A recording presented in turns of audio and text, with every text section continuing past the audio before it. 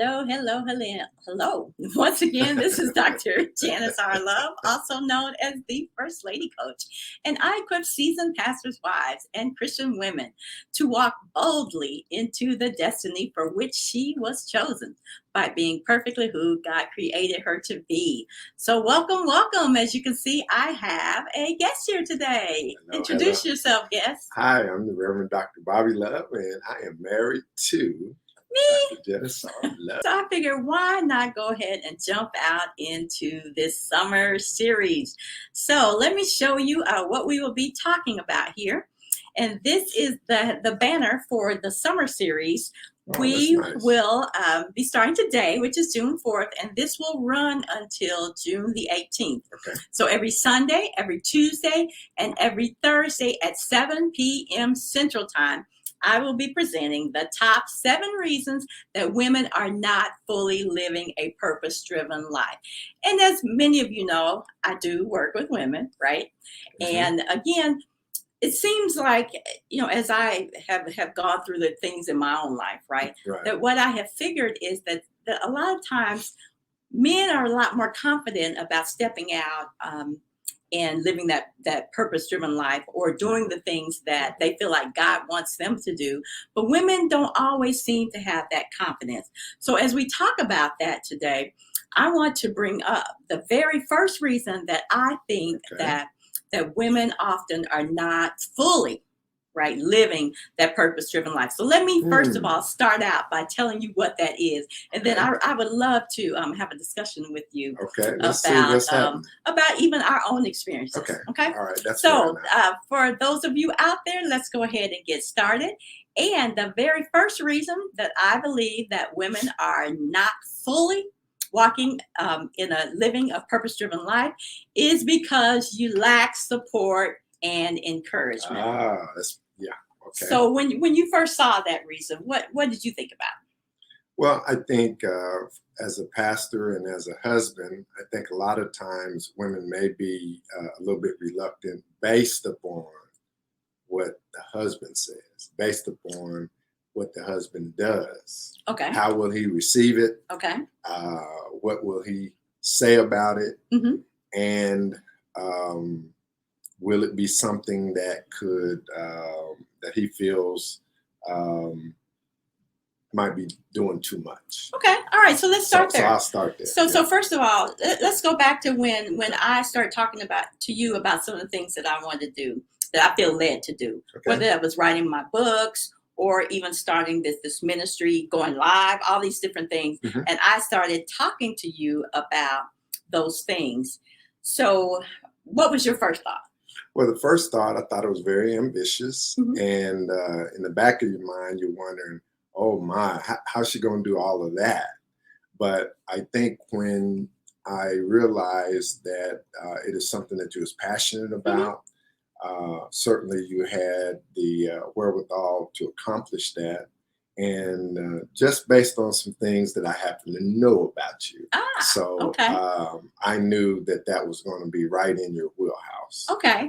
And so as women are pondering again, or have been given some direction by God about perhaps something that they should be doing, or to again walk in that purpose-driven life, the very first thing that sometimes happens, this might have been on my mind for a long time before I ever said anything to you.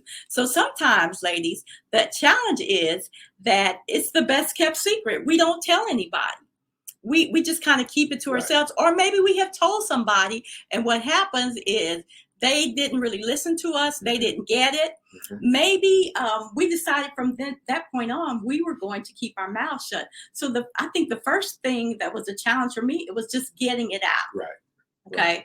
Because I felt like I needed to have it all together before I presented it to you, because I didn't want to waste your time. I didn't want to get you all in the middle of something that I hadn't even figured out myself. Does that make sense? Yeah, that makes a lot of sense. And I think when you do your due diligence, as you did on it, when the presentation time comes, I didn't have to feel as though, and I want to say this to the men out there, because especially as pastors, you have the tendency to want to try to fix everything when we need to listen.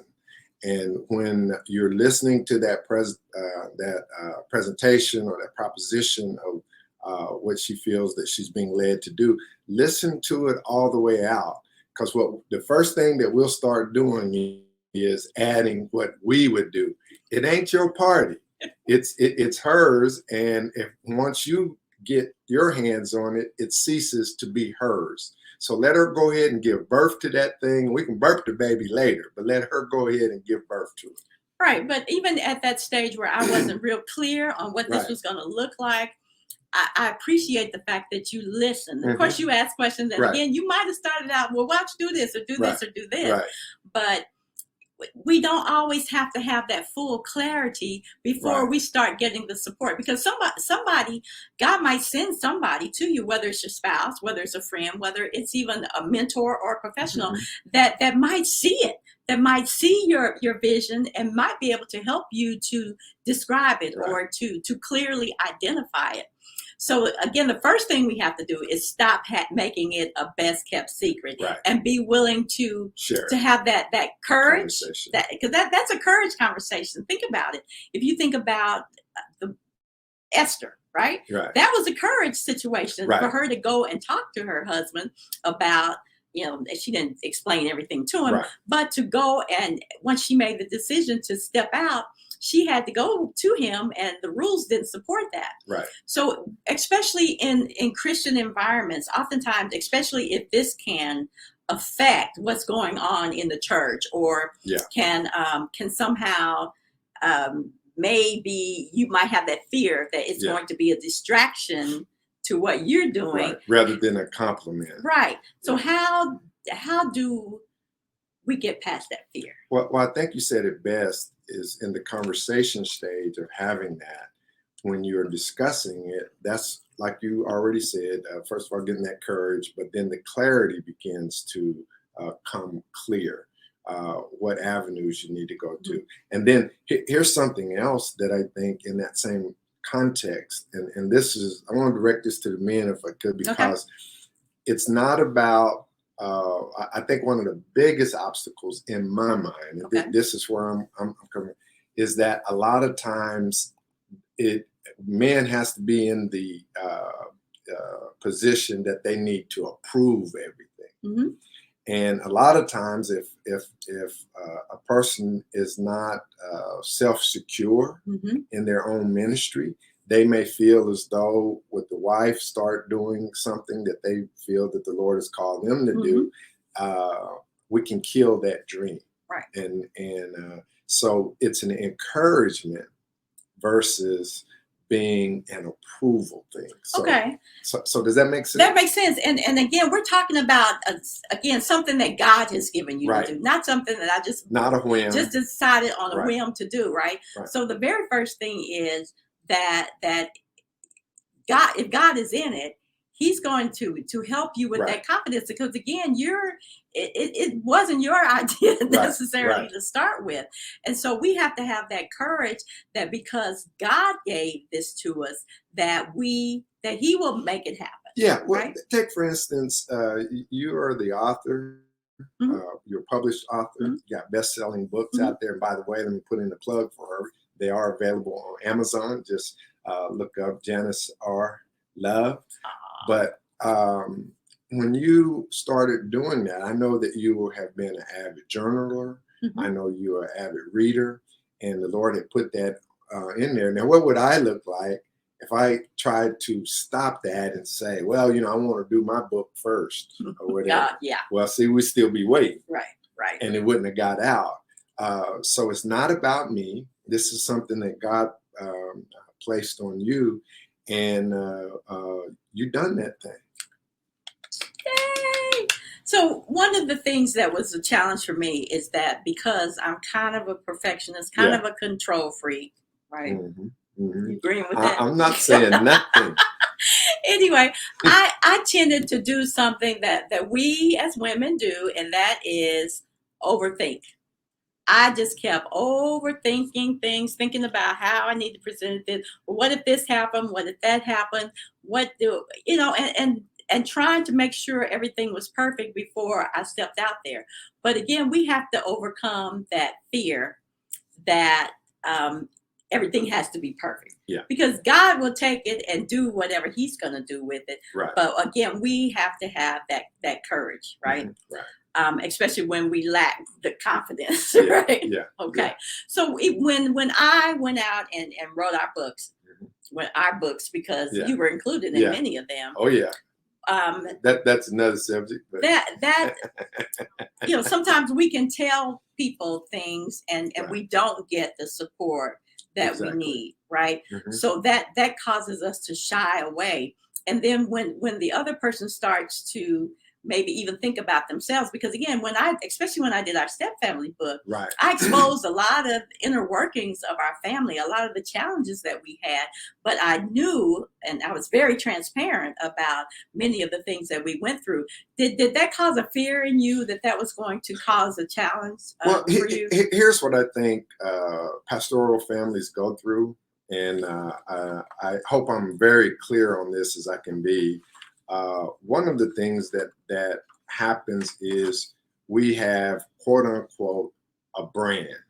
Okay. So a ministry brand, Mm-hmm. and you try to protect that at all costs. And what that means is you're always trying to accentuate the good and not the bad. We want to be shown in the best light.